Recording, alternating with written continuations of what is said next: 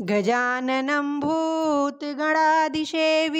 कपित्थजम्बूफलचारुभक्षणम् उमासुतं शोकविनाशकारी नमामि विघ्नेश्वरपादपङ्कजम्। श्री गणेश जी महाराज की जय। कार्तिक के राय दामोदर की जय। कार्तिक मास कथा अध्याय 14। कथा। राजा पृथु कहने लगे कि हे नारद जी, आप सर्वज्ञ हैं, इसलिए संतान की वृद्धि करने वाला तथा सब प्रकार को सुख देने वाला कोई व्रत कहिए। तब नारद जी ने कहा, हे राजन, इसके लिए मैं महाविद्या, महामाया, महामेधा, महास्मृति, महामोहा, महादेवी, महाईश्वरी तथा सर्व ईश्वरी अहोई देवी का व्रत तुमसे कहता हूँ। राजा ने पूछा, महाराज, यह व्रत कब और कैसे किया जाता है? तब यह अहोई देवी कैसे उत्पन्न हुई? तब नारद जी कहने लगे कि एक समय कलयुग में बड़ा भारी दुर्भिक्ष पड़ा और महामारी से बहुत ही अकाल मृत्यु हुई। तब सब लोग एकत्रित होकर उस विपत्ति का निवारण का उपाय सोचने लगे।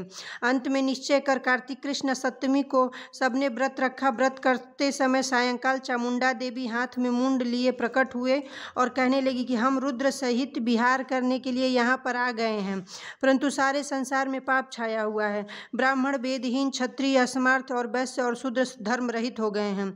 स्त्रियों ने पतिव्रत धर्म छोड़ दिया, इसलिए सब लोग अहोई देवी का व्रत करो। कार्तिक कृष्णा सप्तमी अष्टमी को बाल, वृद्ध और रोगियों को छोड़कर सबको यह व्रत करना चाहिए। सारे दिन भोजन न करके सायंकाल अहोई देवी, जो कि मेरा ही नाम है, पूजन करना चाहिए। अपने मकान को गोबर और मिट्टी से लिपे, द्वार पर 4 रंगों से मेरी मूर्ति बनावे, अच्छे सुंदर पकवान बनाकर मेरी पूजा करे। तभी एक धीवर की स्त्री कहने लगी कि हे माता, हम नीच लोगों का कर्तव्य भी बतलाएं। तब देवी ने कहा कि तुम लोग मेरे भक्त हो, सब लोग मेरा पूजन करके तेरी संतान को पूजेंगे, उसकी पूजा सफल होगी, अन्यथा नहीं। मेरी पूजा के बाद कुम्हारिन तथा मालिन की पूजा होगी। ऐसा कहकर देवी अंतर्ध्यान हो गई। नारद जी कहने लगे कि हे राजन, इस प्रकार देवी के कथनानुसार सबने व्रत और पूजन किया तो सबके संकट दूर हो गए और सारे संसार सुखी हो गया। राजा पृथु ने श्री नारद जी से पूछा कि हे मुने, कार्तिक मास तथा एकादशी तिथि सबसे उत्तम क्यों मनाई गई है? तब नारद जी कहने लगे कि हे राजन, जो प्रश्न तुमने आज मुझसे पूछा वही प्रश्न एक समय श्री सत्यभामा ने किया था, और जो कुछ उत्तर श्री कृष्ण जी ने सत्यभामा को दिया था वही मैं तुमसे कहता हूँ। एक समय श्री सत्यभामा जी ने श्री कृष्ण जी से पूछा कि भगवान, जब सभी मास और तिथियाँ बराबर हैं तो उनमें कार्तिक मास और एकादशी तिथि उत्तम क्यों मानी गई है? तब श्री कृष्ण जी कहा, हे प्रिय, समुद्र का पुत्र शंख नाम वाला एक दैत्य था। वह दैत्य इतना बलवान था कि उसने इंद्रादि देवताओं को स्वर्ग से निकालकर उनका स्थान स्वयं ले लिया। सब लोग उसके डर के मारे अपने बाल बच्चों सहित पर्वतों पर कंदराओं में चले गए। तब उस दैत्य ने सोचा कि मैंने देवताओं का तो स्थान ले लिया, लेकिन वे जीते नहीं गए हैं। सो ऐसा प्रतीत होता है कि देवता वेद मंत्रों से ही बलवान है, इसलिए मंत्र सहित वेदों को ही हर ले जाऊं।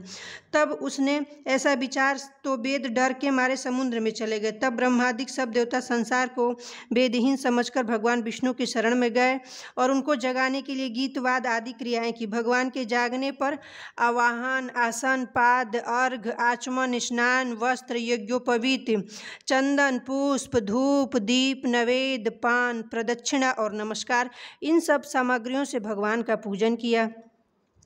तब भगवान प्रसन्न होकर देवताओं से कहने लगे कि हे देवताओं, हम तुमसे अति प्रसन्न हैं, अतः शंख आदि दैत्यों को मारकर चारों वेदों को ले आएंगे, परंतु आज से वेद बीज मंत्र सहित कार्तिक मास में जल में रहेंगे।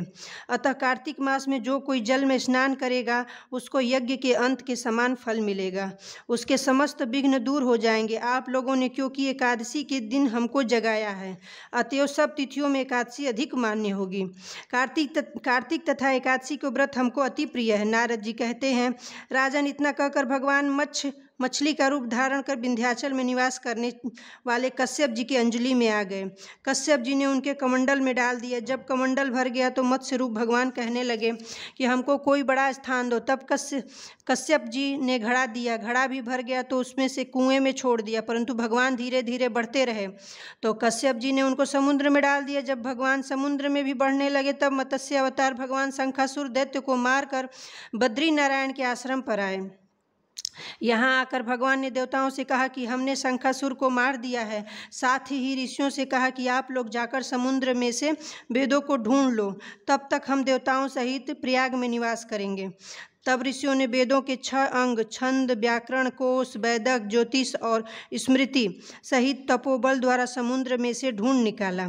जिस वेद का जो भाग जिस ऋषि को मिला तो तब से वह भाग उसी ऋषि को माना गया। फिर सब ऋषि इकट्ठे होकर देवताओं के पास आए। तत्पश्चात ब्रह्मादिक देवताओं ने यहाँ पर अश्वमेघ यज्ञ किया। तब से प्रयाग तीर्थराज कहा जाने लगा। यहाँ पर स्नान, दान, यज्ञ आदि करने से अनेक जन्मों के पाप नष्ट हो जाते हैं। बोलो कार्तिक मास महात्म्य अध्याय 14 समाप्त। राधे राधे।